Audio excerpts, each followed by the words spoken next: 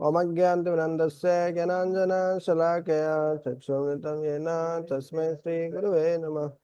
नमो विष्णुपादाय कृष्णपृष्ठाय भूतले श्रीमते भक्तिवेदांत स्वामिनिति नामिने।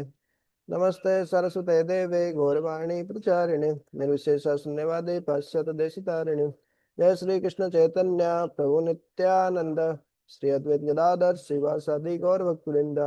हरे कृष्णा कृष्णा कृष्णा हरे हरे, हरे राम राम राम हरे हरे। हरे कृष्णा। ग्रंथ श्रीमद् भगवद गीता अध्याय 2 और श्लोक संख्या आज हम देखेंगे श्लोक संख्या 13।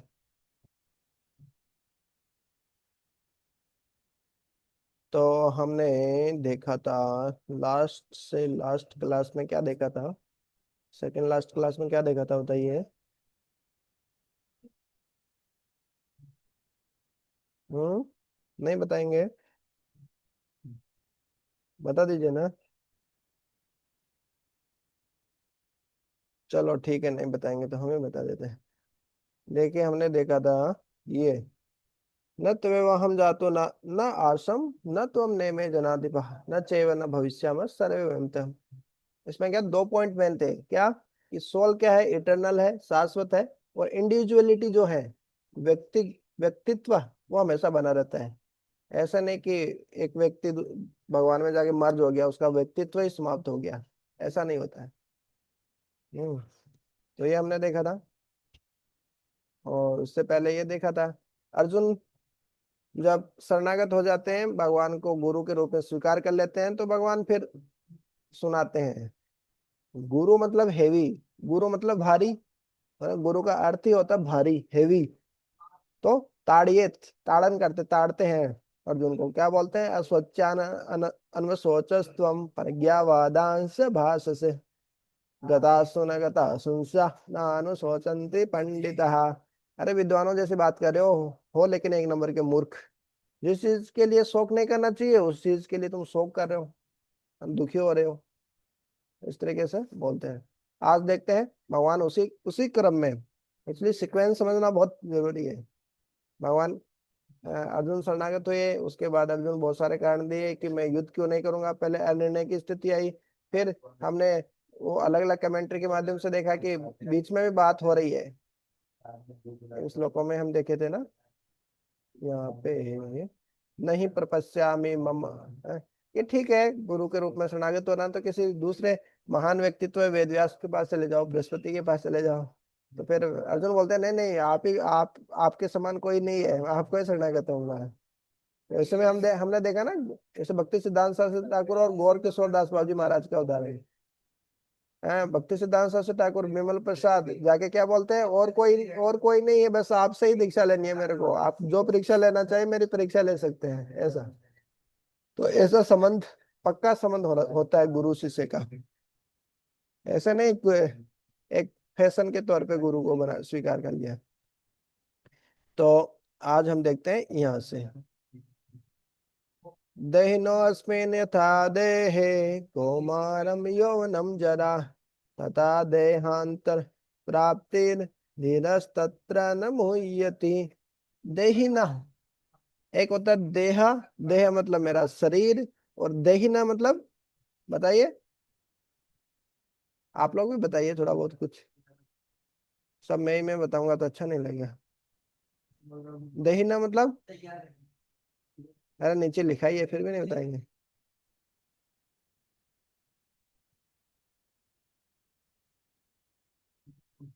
देह के अंदर जो रहता है वो है, वो होता है देहिना। एक होता है शरीर, एक होता है शरीर ऋण। शरीर के अंदर जो रहता है, शरीर के अंदर कौन रहता है, देह के अंदर कौन रहता है, आत्मा। आत्मा। आलोकपुर का सही जवाब आत्मा। तो दहिना मतलब आत्मा। अस्मिन, अस्मिन मतलब इसमें, इस शरीर में, अस्मिन देहे, अस्मिन देहे मतलब इस देह में, जिस प्रकार से देहिन मतलब आत्मा, अस्मिन देहे इस देह में, यथा मतलब जिस प्रकार, कौमारम यौवनम जरा, कौमारम मतलब, आपको संस्कृत का स्कॉलर बना देंगे, बताइए आप तो कौमारम मतलब, मौसम प्रो बताइए। कौमारम टू जो बाल्यावस्था। हाँ, कौमार अवस्था। और क्या? यौवना मतलब यौवन अवस्था, जरा मतलब, बताइए मौसम तो। जरा मतलब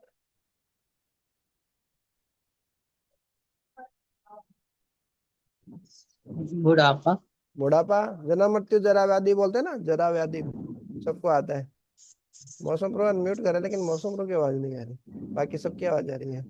तो देखिए, जिस प्रकार से आत्मा इस शरीर में क्या होती है, ये देह में क्या होता है, देह में क्या परिवर्तन होता है, ये शरीर को, हाँ, ये आत्मा इस परिवर्तन के थ्रू नहीं जाती है, शरीर में ये परिवर्तन होता है, देह में ये परिवर्तन होता है। क्या? पहले कौमार अवस्था में रहता है व्यक्ति, फिर यौवन अवस्था में आता है, फिर जरा, शरीर बूढ़ा होता है। हम्म, लेकिन देही ना मतलब उसमें परिवर्तन होता है।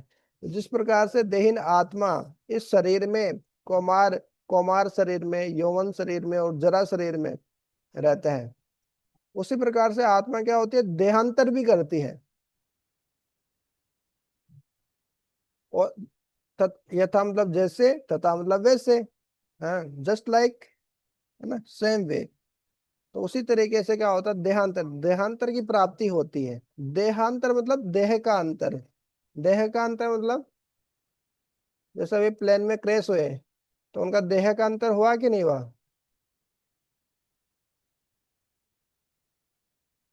हुआ ना। मतलब सब शरीर छोड़ दिए ना, सबकी मृत्यु हो गई, तो देह का अंतर हुआ। उसी प्रकार देह का अंतर, देह का अंतर की प्राप्ति होने पर भी, मतलब किसी मृत्यु होने पर भी क्या होता है, धीरह धीरह तत्र न मुह्यति, धीर व्यक्ति जो होता है वो उससे भी क्या होता है, न मुह्यति, मोहित नहीं होता है, भ्रमित नहीं होता, बिविल्डर नहीं होता, कंफ्यूज नहीं होता है ना, रोने नहीं लग जाता है, एकदम पागल नहीं हो जाता है। तो बात तो बड़ी गंभीर बात है। लोग सीधा रासलीला पे जाना चाहते हैं, है ना। लोगों को लगता है कि हाँ, राधा कृष्ण की लीला है, रासलीला पढ़ेंगे, हम रासलीला की बात करते हैं, सीधा भागवतम के 10वें स्कंद पे पहुंच जाते हैं। पहले भगवत गीता का दूसरा अध्याय तो पढ़ लो, उसको तो जीवन में थोड़ा लागू कर लो। हाँ, किसी क्या कि, हाँ, कि जब किसी की मृत्यु होगी तो क्या आप भ्रमित नहीं होंगे, मोहित नहीं होंगे, आत्मा के स्तर पे तो आ जाओ, शरीर के स्तर पे रासलीला करना चाहते हैं। रासलीला होती है आत्मा के स्तर पर, शुद्ध शुद्ध प्रेम है वो, है कि नहीं। तो पहले भगवत गीता का दूसरा अध्याय तो पढ़ लो अक्ल ठिकाने आ जाए। हाँ तो धीर व्यक्ति जो होता है वो किसी की मृत्यु होने पर भी मोहित नहीं होता है। हम सब मोहित होते हैं ना, मतलब धीर व्यक्ति नहीं, हम धीर, धीर पुरुष उसको बोलते हैं जो इंद्रियों में उत्तेजना आने पे भी उससे उत्तेजित नहीं होता है, प्रभावित नहीं होता है। किसी की मृत्यु होने पर भी वो मुह्यति, मोहित नहीं होता, भ्रमित नहीं होता है, कंफ्यूज बिल्डर नहीं हो जाता। तो देखिए, ये इसका अर्थ इस प्रकार से हुआ, जिस प्रकार से जो आत्मा है इस शरीर में कौमार अवस्था से यौवन से जरा अवस्था में, हाँ, होकर गुजरती है, उसी प्रकार देहांतर के बाद में देहांतर की प्राप्ति करती है। उसी प्रकार से देहांतर की प्राप्ति करते हैं मतलब दूसरा शरीर प्राप्त करती है आत्मा, लेकिन धीर व्यक्ति से मोहित नहीं होता है। अब देखिए, एक बहुत अच्छी बात है, शास्त्रों में बार बार बताई जाती है। 13 नंबर का श्लोक है ना।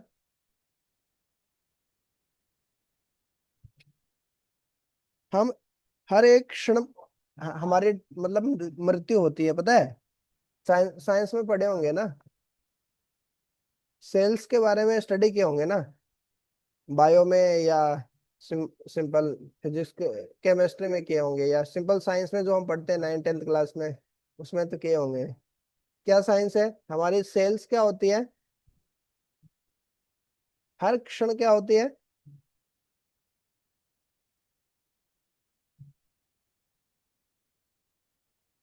बताइए ना।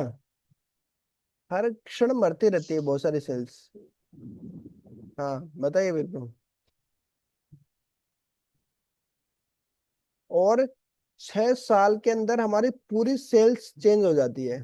6 साल के अंदर पूरी सेल्स चेंज हो जाती है, मतलब हमारा शरीर पूर्ण रूप से बदल जाता है 6 साल के अंदर, है ना, साइंस बोलती है, विज्ञान बोलती है, आज की भौतिक विज्ञान बोलती है। मतलब हमारा शरीर परिवर्तित हो रहा है। हम बचपन में हम जो थे ना, अभी हम वो नहीं है। मतलब जो शरीर हम समझ रखे थे कि बचपन में ये शरीर में हूँ, मुरारी चरण दास, तो आज से 6 साल बाद में वो पूरा शरीर बदल जाएगा मेरा, मुरारी चरण दास का। है कि नहीं? इसी कारण आप देखिएगा लोगों को, जो लोग जवानी में बहुत सुंदर होते हैं, हैंडसम होते हैं, वो फोटो खींचकर उसको रखते हैं, सहेज कर रखते हैं। बुढ़ापे में फिर जब जरा आ जाता है, है ना, वृद्ध अवस्था आ जाती है, तो फिर दिखाते हैं, देखो जवानी में मैं भी ऐसा था एक दिन। है कि नहीं? है ना? तो वो क्यों करते हैं? उनको पता है एक ना एक दिन हमारी सुंदरता खत्म हो जाएगी।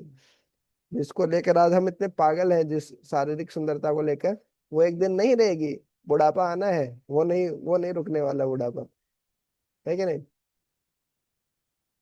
मेरी आवाज तो क्लियर है ना? इंटरनेट इंटरनेट मेरा थोड़ा वीक है, बता दीजिएगा।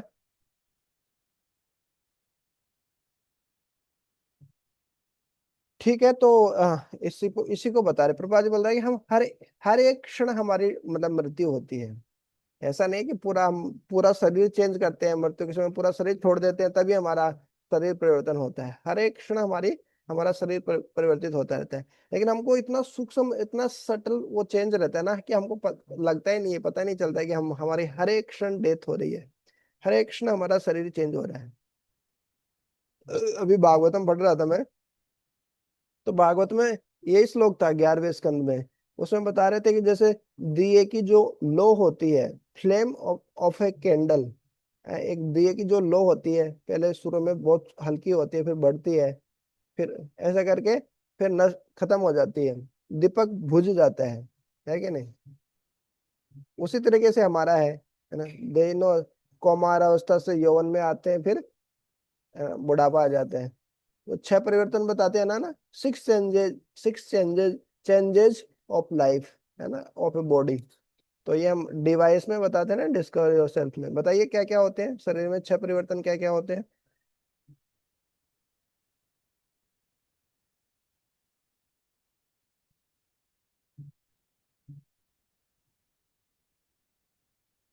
जो डिवाइस देते हैं वो तो बता सकते हैं। वीर प्रभु, यशवंत प्रभु, बताइए यशवंत प्रभु। 3 तो इसी में आ गए, कौमारम यौनम जरा।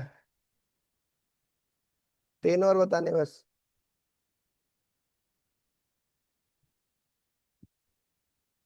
जन्म, बर्थ, फिर उसके बाद ग्रोथ, है, फिर क्या होता है? मेंटेनेंस, वो समय तक स्थिर रहता है। फिर बाय प्रोडक्ट, संतान उत्पन्न करता है।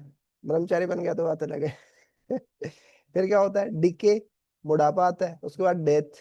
तो ये 6 परिवर्तन हर व्यक्ति के अंदर होता है, हर एक लिविंग एंटिटी के अंदर ये होता है। मनुष्य के अंदर नहीं, सभी के अंदर होता है ये 6 परिवर्तन। तो जैसे जो दिए की जो लो है, जो फ्लेम है, आग है, वो कांस्टेंट नहीं है। हमको लगता है वो आग जल ही रही है, अरे वो आग नहीं जल रही। तो आग थी, वो खत्म हो गई, फिर दूसरी आग जल रही है। ऐसे ऐसे ही बहता हुआ पानी रहता है नदी के अंदर, तो वो बोले पानी बह रहा है, पानी तो बह रहा है, लेकिन वो जो पानी था वो तो बह गया आगे, दूसरा पानी अभी आगे आ रहा है। परिवर्तन हो रहा है हर एक क्षण। है कि नहीं? और तीसरा उदाहरण दिया था, पेड़ पे लगा हुआ फल, फलानाम वृक्षाः वृक्षाणाम, फलानी वृक्षाणाम। तो जो वृक्ष वृक्ष के जो फल होते हैं, वो क्या होते हैं? हर एक क्षण उनमें परिवर्तन होता रहता है, ऐसा नहीं कि हमेशा एक जैसे रहते हैं। है कि नहीं? तो ये हमारे भगवान भी वही बता रहे हैं कि हमारे शरीर में भी ये सब परिवर्तन होते रहते हैं।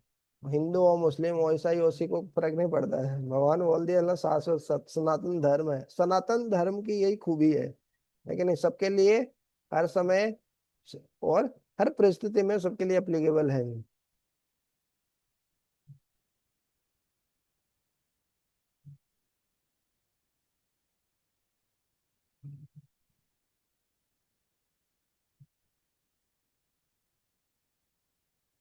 ठीक है, तो हम इसको रिसाइट करते हैं। देहिनो अस्मिन् यथा देहे,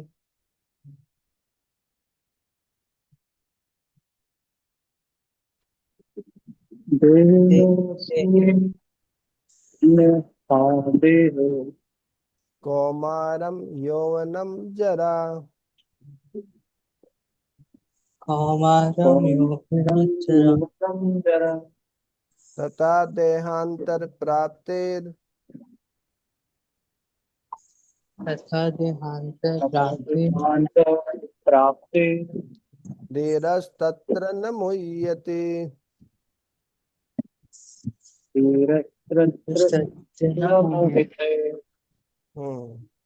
ट्रांसलेशन पढ़िए।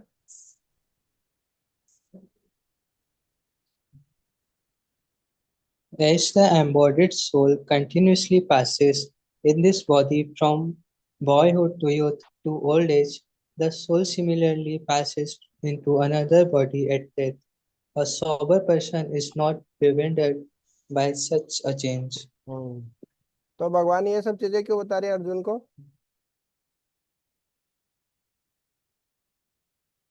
देखो इसमें ये बताया, पिछले वाले में कुछ और बताया है कि हम सब रहेंगे, हम सब शाश्वत है, हम सब व्यक्तिगत है। जो पंडित होते हैं वो सब उनके लिए शौक नहीं करते, शरीर में इस प्रकार के परिवर्तन होते हैं, फिर इस प्रकार से मृत्यु भी हो जाती है, तो धीर व्यक्ति से मोहित नहीं होता है। ये सब क्यों बता रहे हैं भगवान? क्या कॉन्टेक्स्ट चल रहा है यहाँ पे? किस संदर्भ में बता रहे हैं?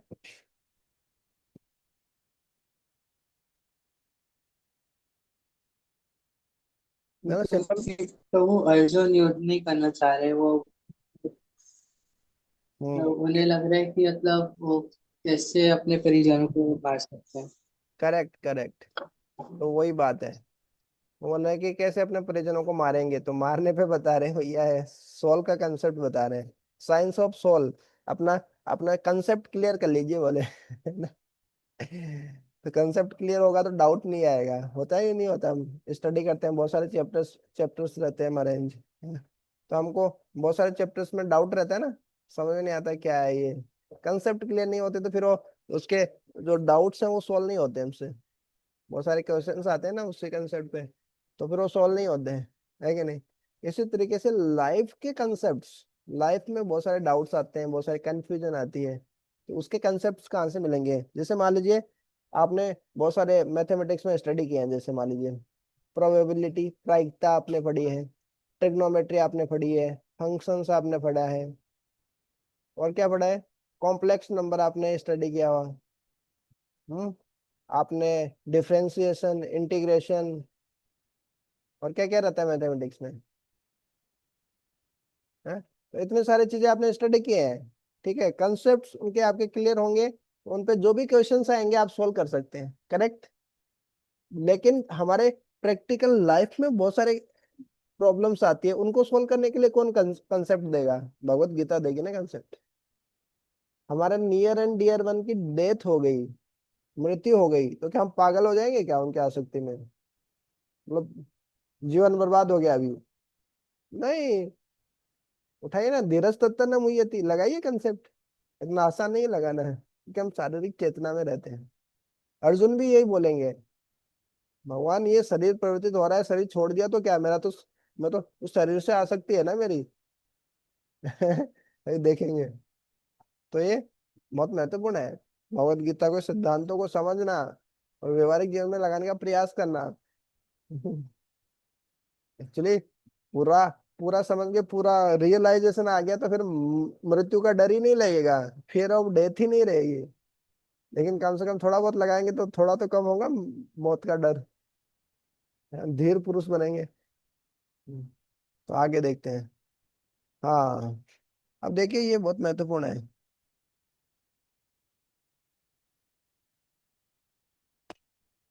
देखो पहले वाले में भगवान क्या बता दिए, न तवे हम जातु नासम न आसम न तो नवे जनाधिपा। तो अर्जुन बोल सकते हैं कि ठीक है भगवान, कि आत्मा तो शाश्वत है, लेकिन ये शरीर तो आत्मा से संबंधित है ना, तो उस इस कारण शरीर से तो हमारा स्नेह हो ही जाता है। और किसी भी व्यक्ति के जो सगे संबंधी होते हैं वो शरीर से संबंधित होते हैं, इस कारण वो भी प्रिय होते हैं। तो इस कारण जब शरीर नष्ट होता है तो दुख तो होगा ही।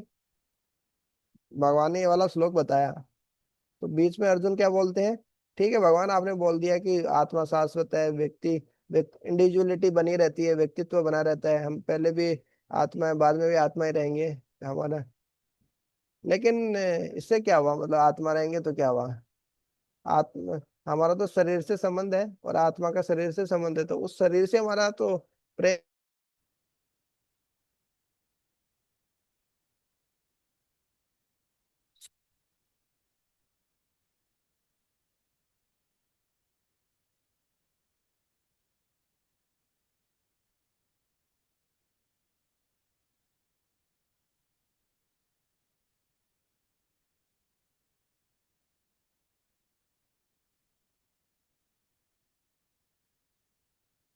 हरे कृष्ण। वॉइस क्लियर है? इंटरनेट के कारण, जी प्रभु। इंटरनेट के कारण डिस्कनेक्ट हो गया है। तो मैं क्या बता रहा था, समझ में आ रहा था क्या? जी प्रभु। हाँ। जी प्रभु।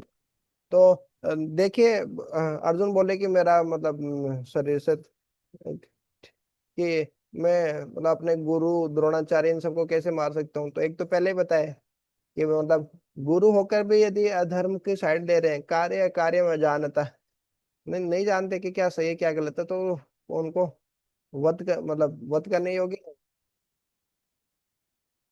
है कि नहीं? वध करने योग्य ही है बोले वो।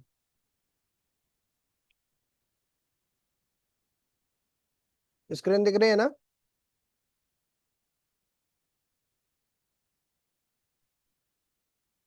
जी प्रभु। ओके।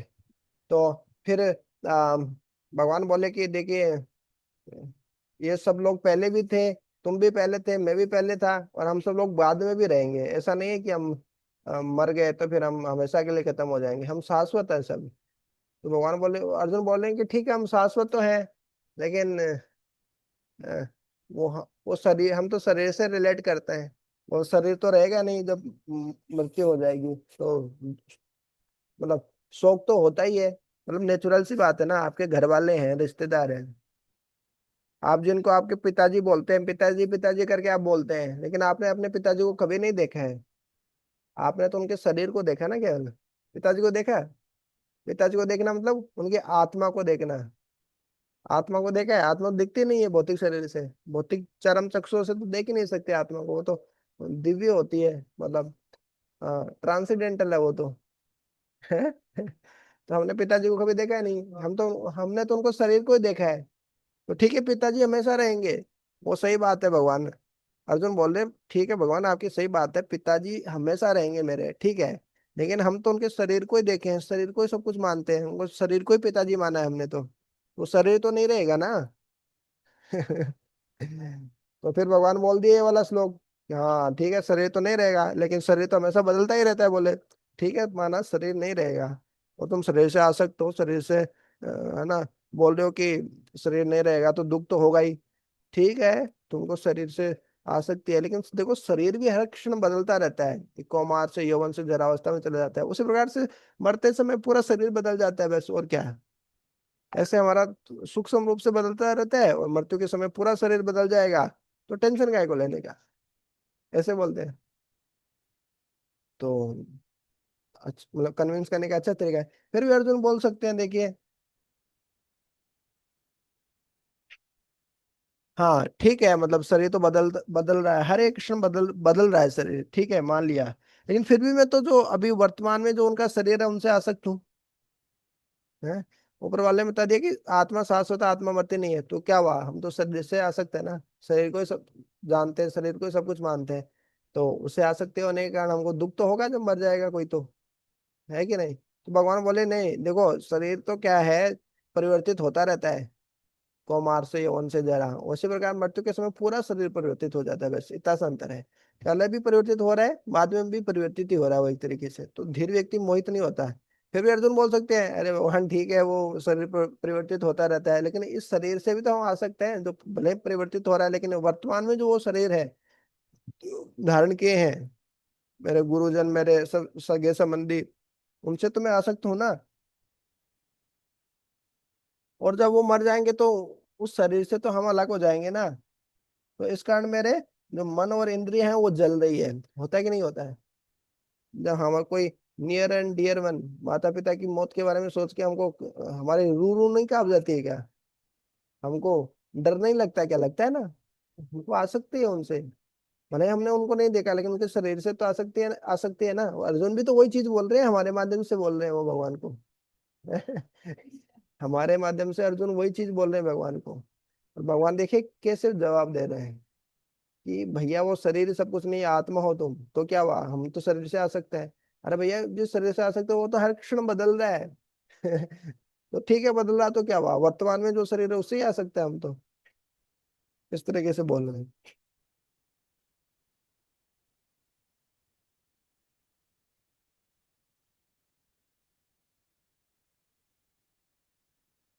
हाँ, तो फिर क्या उपाय है? तो फिर भगवान बोल दिए कोई उपाय नहीं है भैया, सहन करो। हाँ, मात्रा स्पर्शा। अच्छा, इसको रिसेट नहीं किया ना, इसको रिसेट कर लेते हैं अपन। रिसेट कर लिया ना? हो गया है तो रिसेट। Yes, प्रभु कर लेते। ओके, तो इस पे चलते हैं अपन 14 नंबर श्लोक पे। मात्रा स्पर्शास्तु कौन्तेय शीतोष्ण सुख दुख दाह आगम पाइनो अनित्य तितिक्स्व भारत। बहुत ही महत्वपूर्ण श्लोक है भगवत गीता का। मात्रा स्पर्शा तू कौन्तेय, हे कौन्तेय, हे कुंती पुत्र। देखिए, यहाँ शब्दों का संबोधन भी बहुत महत्वपूर्ण है। यहाँ बोल रहे हैं पहले हे कौन्तेय, कौन्तेय मतलब कुंती पुत्र। और दूसरी साइड बोलते रहे भारत, भरत पुत्र। यहाँ से क्या समझ में आ रहा है? कुंती पुत्र और भरत पुत्र, क्या समझ में आ रहा है?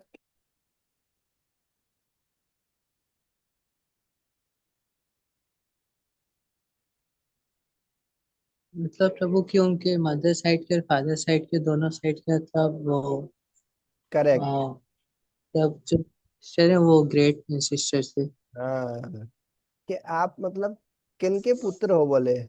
हैं, कुंती के पुत्र हो, और महाराज भरत के पुत्र हो बोले आप। हैं, उनके वंश में आते हो आप। और मतलब दोनों साइड की परंपरा देखिए, माँ और माता और पिता दोनों को कितना वैल्यू दिया जाता था। वो बोलते थे कि नारियों का सम्मान नहीं होता था, नारियों को अधिकार नहीं था। अरे देखो, हर जगह भगवान अर्जुन को संबोधित ही नारी के नाम से पहले किया जा रहा है, उनकी माता के नाम से पहले संबोधन हो रहा है। कौनते या भारत, कि माता और पिता दोनों ही उनके वंश क्या है, बहुत महान है। गौरवशाली वंश में आपका जन्म हुआ है बोले। आप क्या करना है? मात्रा स्पर्शा तू, मात्रा मतलब होता है इंद्रियां, स्पर्शा मतलब स्पर्श, इंद्रियों के स्पर्श से। अब देखिए इंद्रियां कहाँ कहाँ स्पर्श करती है। जैसे हमारी इंद्रियां आंखें हैं, तो वो क्या होते हैं? आंखों का, इंद्रियों का क्या विषय, इंद्रियां और इंद्रिय विषय का जब स्पर्श होता है। तो आंखों से हम कुछ सुंदर चीज देखते हैं, तो क्या हुआ? आंख उस है ना, उस रूप का हमारी आंखों के साथ क्या हुआ? स्पर्श हुआ। यही होता है, यही सम स्पर्शा भोगा, यही भोग होता है कि नहीं? तो मात्रा स्पर्शा तू, तो इंद्रियों का, इंद्रियों के विषयों से स्पर्श होने से क्या होता है? आलोक प्रभु कुछ बोलना चाहते हैं?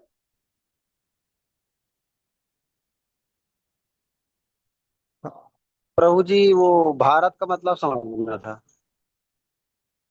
भारत मतलब समझ में आया। भरत महाराज हुए हैं ना, 3 भरत हुए हैं। तो एक भरत जो हुए हैं ना, जैसे उनके पिता कौन थे? पांडु। जो पांडवों के पिता कौन थे? पांडु, है ना। कौरवों के पिता कौन है? धृतराष्ट्र। तो उनकी वंश में आगे जाएंगे तो वो भरत महाराज आते हैं, उसी वंश में। तो इस कारण क्या उनको भरत पुत्र बोला है। ठीक है। तो यहाँ बोले मात्रा, और भगवान बोल रहे हैं मात्रा स्पर्शास्तु कौनते हैं। अरे इंद्रियों का, इंद्रियों के विषय से जब स्पर्श होता है तो क्या होता है? शीत उष्ण सुख दुख दाह। शीत, सर्दी गर्मी, सुख दुख, दाह मतलब देते हैं, है ना। जलद, जो जल का दान करते हैं, जल देते हैं उसको जलद, निरद, अम्बुद, वारिद, त्वरित। पानी के प्रयोग से क्या है कि द लगा दो तो बादल बन जाता है कि नहीं? इसलिए दाह मतलब ये देने वाले होता है। मतलब इंद्रियों का, जब इंद्रियों के विषय से स्पर्श होता है ना, तो हे कुंती पुत्र, आपको सर्दी गर्मी सुख दुख ये सब मिलता है। तो यहाँ पे बहुत बड़ी बात बोल दी है। इंद्रिय विषयों, हाँ, इंद्रियों का इंद्रियों के विषय से संपर्क होने से सब कुछ है ना, सर्दी गर्मी सुख दुख लाभ हानि जय पराजय, ये सब चीजें अनुभव होती है जीवन में। जैसे मान लीजिए आपने कभी गुलाब जामुन नहीं खाया है, तो अभी आपके सामने गुलाब जामुन रहेगा तो आपको थोड़ी ना फीलिंग आएगी, फीलिंग नहीं आएगी आपको, है कि नहीं? ये पहले खाया तो तुरंत फीलिंग आ जाएगी ना। सेम पानी है, ठीक है, नॉर्मल वाटर है, वही जब आप सर्दियों में नहाते हैं तो बहुत दुख देता है कि नहीं? और गर्मियों में जब नहाते तो वो क्या देता है? सुख देता है कि नहीं? सर्दियों में वही पानी क्या लगता है? शीत लगता है। और गर्मियों में वही पानी क्या लगता है? उष्ण लगता है, गर्म लगता है कि नहीं? तो ये इंद्रियों का इंद्रियों के विषयों से खेल है। भौतिक जगत मतलब द्वंद्व है, सुख दुख लाभ हानि जय पराजय। हाँ, तो ये सब कुछ चलता रहता है जीवन में, है कि नहीं? ये द्वंद्व का जीवन है। Material world is the world of dualities. यहाँ पे द्वंद्व रहता है, कभी एक जैसा नहीं रहता है। इन दोनों से जो ऊपर उठ जाता है वही आध्यात्मिक व्यक्ति होता है ना? सुख में ज्यादा खुश नहीं हो जाएगा, इतना खुश नहीं हो जाएगा कि मतलब बहुत उछल गया ऊपर है। और दुख में एकदम पूरा नर्वस हो गया एकदम। वो पता है दोनों टेम्परेरी है, कुछ समय के लिए सुख है, कुछ समय के लिए दुख है, ये आता रहेगा जाता रहेगा बोले। क्या बोल रहे हैं भगवान? आगम अपाइनः, आगम मतलब ये आते हैं, अपाइनः, अपाइनः मतलब चले जाते हैं, अनित्य, अनित्य मतलब ये अनित्य है। ये जो भौतिक जगत के जो द्वंद्व है ना, यस अपयस, हमको मान सम्मान मिलता है, बहुत अच्छा लगता है, है ना, सीना चौड़ा हो जाता है हमारा कि हम ही है सब कुछ। और फिर हमको अपयश मिलता है, कोई बुराई कर देता है तो फिर हम ऐसे डिमोटिवेट हो जाते हैं, मुंह फूल जाता है हमारा, है कि नहीं? क्या हो गया भैया, इतना हतोत्साहित क्यों हो रहा है? और मेरे को ऐसे बोल दिया, मेरा तो भरी सभा में अपमान हो गया, ये हो गया वो हो गया। तो यस अपयस दोनों से हम कितने प्रभावित होते हैं, मतलब आध्यात्मिक स्तर हमारा ज्यादा ऊपर नहीं है, बाहर से ही हम इतना रिलेट करते हैं। आध्यात्मिक व्यक्ति को आत्माराम होता है, वो आत्मा में ही संतुष्ट रहता है, आत्मा में ही रमण करता है। उसको उसको संतुष्टि, उसको आनंद कहीं और ही जगह से मिल रहा है। ये आपके आपके अप्रिसिएशन से या आपके क्रिटिसिज्म से, आपके यश और अपयश से उसको फर्क नहीं पड़ता है कि नहीं? तो भगवान बोल रहे हैं ये भौतिक जगत के जो द्वंद्व है, सुख दुख शीत उष्ण मान अपमान यश अपयश लाभ हानि जो भी है, सब क्या है? ये आते हैं और चले जाते हैं। सुख दुख, जीवन में सुख आएगा चला जाएगा, दुख आएगा चला जाएगा। बहुत प्रभावित नहीं होना, अरे मेरे जीवन में इतना दुख आ गया, अब क्या करूं, अब तो सुसाइड कर लूं क्या? कई बार समझ में नहीं आता है, अरे सहन करो। शनि की दशा लगी है, कौन सा ग्रह लगा है, सहन करो, बस दशा लगी है, बस सहन करना होता है कई बार, कुछ ज्यादा कुछ कर नहीं सकते। भगवान क्या बोले? तांस तितिक्ष्व भारता, हे भरतवंशी आप तितिक्ष्व, तितिक्ष्व मतलब सहन करो उनको, भौतिक जगत के द्वंद्व को। तो भगवान बोल दिए कि आत्मा शाश्वत है, फिर भी नहीं मान रहे, फिर भी शरीर से आ सकता है। अरे बोले शरीर तो हर क्षण बदलता रहता है, तो क्या हुआ, फिर भी मैं शरीर से आ सकता हूँ। तो बोले क्या करो? सहन करो, बोलो अर्जुन, है ना? ये जन्म मृत्यु होगी, किसी की मृत्यु होने पे इतने दुखी हो जा रहे हो, तो जन्म भी तो हुआ आपके परिवार में किसी का, तो इतने खुश क्यों हो गए? वो आत्मा भी तो भगवान ने ही भेजी ना आपके आपके परिवार में। तो वो वही आत्मा, जब कोई आत्मा दूसरी आत्मा चली जा रही है शरीर छोड़ के, तो इतना दुखी क्यों हो रहे हो? दूसरी आत्मा आई भी तो सही, वो भी तो भगवान ने भेजी ना। जन्म मृत्यु से भी इतने प्रभावित क्यों हो रहे हो? ये दो द्वंद्व से आप इतने प्रभावित क्यों हो रहे हो, बोल रहे हैं? तो बहुत पावरफुल श्लोक है मतलब। प्रभुपाद जी बताते हैं कि अपने कर्तव्य से कभी नहीं विमूढ़ होना चाहिए। जैसे भरी गर्मी में भी एक माता रसोई करती है, खिलाती है, उसका कर्तव्य है, वो द्वंद्व को, भौतिक द्वंद्व को सहन कर रही है? इसी तरीके से अपने कर्तव्य को करना चाहिए व्यक्ति को, ये सब बोल रहे हैं। मात्रा स्पर्शास्तु कौन्तेय,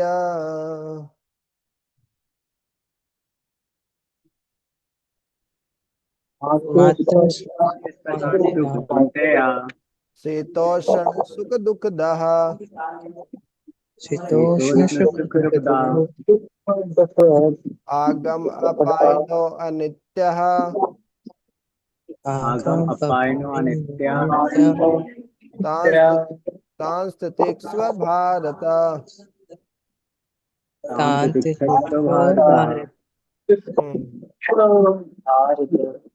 पढ़िए ट्रांसलेशन पढ़िए।